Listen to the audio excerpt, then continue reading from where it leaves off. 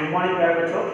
आज हम देख रहे हैं हमारा पाठ क्रमांक 10 मन के साहसी। इस पाठ को हमने शुरू किया था और हमने देखा कि इस पाठ के अंदर एक सरिता नाम की लड़की है जो कि 4 साल की उम्र में जो है उसके साथ एक भयानक क्या है हादसा हुआ था और उसे 11,000 वोल्टेज का जो है बिजली का झटका लगा है और उससे वो उसका शरीर जो है जल गया है और डॉक्टरों के कहने के ऊपर जो है उसे जो है कानपुर लाया गया है और कानपुर के अस्पताल के अंदर जो है डॉक्टरों की राय के अनुसार जो है सरिता के दोनों हाथ और एक पैर काट दिया गया है और इस प्रकार से जो हंसती खेलती जो सरिता है वो जो है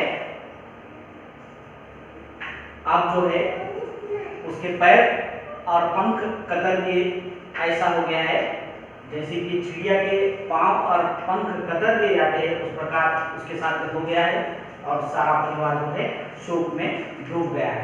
अब आगे हम देखने वाले हैं तो देखिए उस समय सरिता की हालत ऐसी थी कि डॉक्टर के किंग कर्तव्य मोड़ हो गए थे।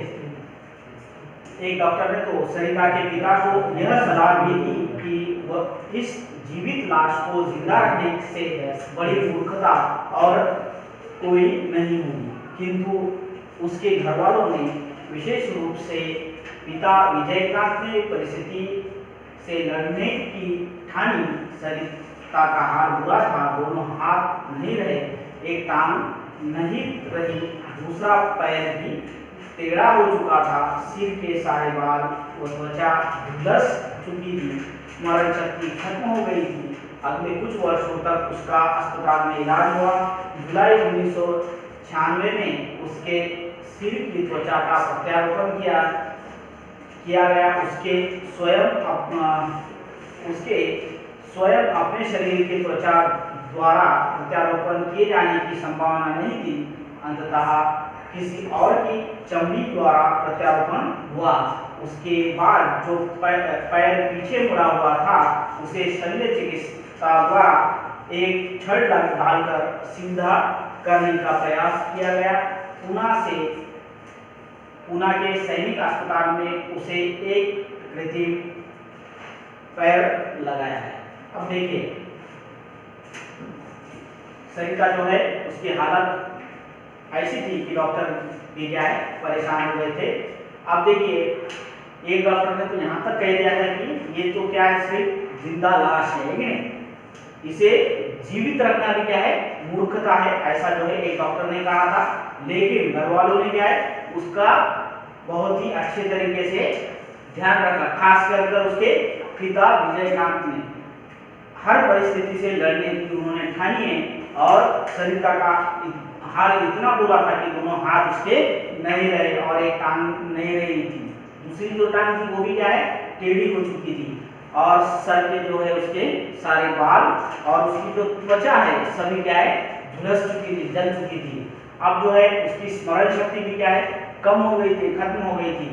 अब जो है कुछ सालों तक उसका जो इलाज है अस्पताल में होता रहा और जुलाई 1996 में जो है उसके सर की जो है त्वचा का प्रत्यारोपण किया गया, दूसरी त्वचा उसके सर में लगाई गई और उसके खुद के जो त्वचा का जो चमड़ा है उसके द्वारा उसका प्रत्यारोपण नहीं हो सकता था, ऐसी कोई संभावना भी बाकी नहीं थी, इसलिए किसी और की चमड़ी जो है द्वारा उसका प्रत्यारोपण हुआ है। और उसके बाद जो है जो पीछे मुड़ा हुआ जो पैर था उसे भी क्या है डॉक्टरों ने जो है छड़ डालकर जो है उसके अंदर रॉड डालकर जो उसे सीधा किया है और सीधा करने का प्रयास किया है और उसका इलाज जो है पूना के सैनिक अस्पताल में उसे जो है एक कृत्रिम यानी जो अपने जो कृत्रिम पैर होता है वो भी उसे लगाया गया है।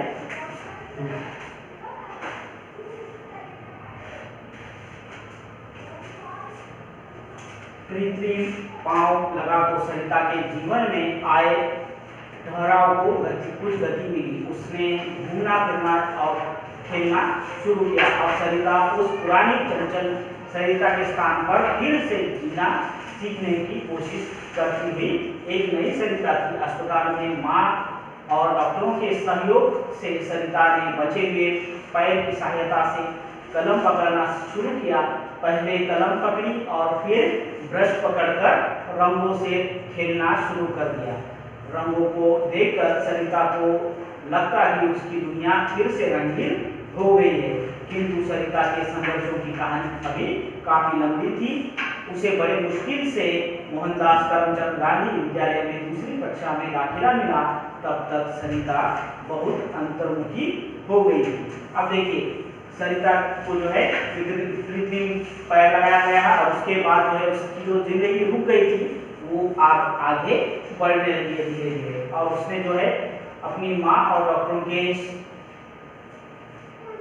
मदद से जो है उसने जो है चलना फिरना शुरू किया और जो है लिखना भी शुरू किया है। एक जो पैर बचा था उस पैर के मदद से जो है उसने कलम पकड़ना सीखी और फिर उसने ब्रश होता है, ब्रश पकड़कर जो है उसने रंगों के साथ खेलना शुरू किया, यानी रंगों में अपने आप को ढूंढने वो लग गई है।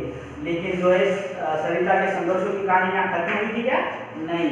अब जो है उसे जो है बड़ी मुश्किल से जो है उससे मोहनदास करमचंद गांधी विद्यालय जो है उसमें दूसरी कक्षा में उसे दाखिला मिला है। अब जो है सरिता जो है बहुत ही अंतर्मुखी हो चुकी थी, अपने आप में खो चुकी थी। आगे देखिए,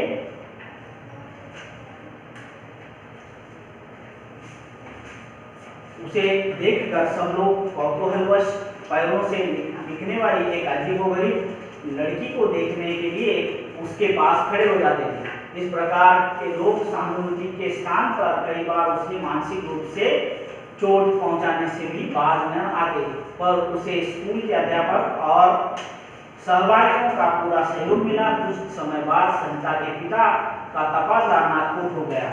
वहां उसे केंद्रीय विद्यालय में प्रवेश मिला तो वह बहुत खुश हुई। उसका भाई भी उसी स्कूल में उसी कक्षा में था तथा उस स्कूल के प्रधानाचार्य ने भी सरिता को बहुत ढांढस बनाया। उस स्कूल में सरिता का व्यक्तित्व निखरा और तब तो उसके हर्ष का ठिकाना न रहा जब उसे कक्षा का मॉनिटर बनाया गया। यहाँ आकर उसे पेंटिंग, रंगोली, गायन जैसी गतिविधियों में भी भाग लेना शुरू किया। अब देखिए, सभी लोग जो है इस अजीबोगरीब लड़की को देखकर जो है सभी जो है दांतों तले उंगलियां चबाते थे।